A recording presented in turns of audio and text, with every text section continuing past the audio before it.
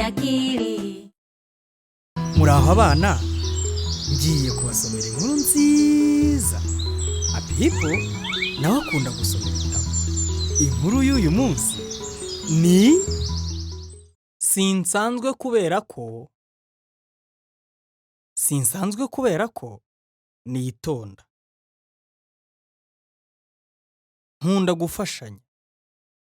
Sinsanzwe kubera ko nkunda gushushanya. Happy hipati. Ukora ibihangano byiza bushi baby. Sinsanzwe kubera ko ndi umwizerwa.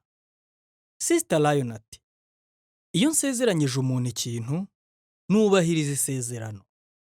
Sinsanzwe kubera ko nkunda gusangira n'abandi. Twese dushobora gukinisha igipupe cyanjye. Sinsanzwe kubera ko nkunda gufashanya. Nkunda gufasha ababyeyi nita kuri murumuna wanjye. Sinsanzwe kubera ko ndi intwari. Ntabwo ninya kugera ku cyo nshaka.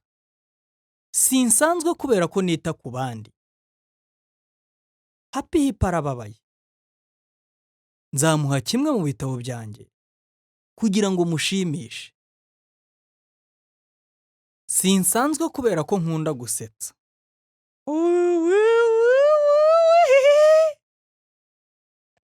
Sinsanzwe kubera ko ngira ikinyabupfura. Buri gihe nsaba imbabazi kandi nkanashimira. Sinsanzwe kubera ko ndi inshuti nziza. Ntega amatwi inshuti zanjye. Sinsanzwe kubera ko ngira inzozi zihanitse. Ninkura ndashaka kuzaba perezida wa Lala Land. Sinsanzwe kubera ko ngira umutima mwiza. Nsoma murumuna wanjye ku gahanga mbere yo kuryama nkamwifuriza ijoro ryiza. Sinsanzwe kubera ko nita ku byo nshinzwe.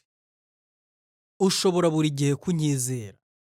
Sinsanzwe kubera ko ndi umuhanga. Nkunda kwiga no kujya ku ishuri. Twese ntidusanzwe. Niki kidasanzwe kuri wowe? Iherezo. Inkuru irarangiye. Mwayikunze? Naho ubutaha.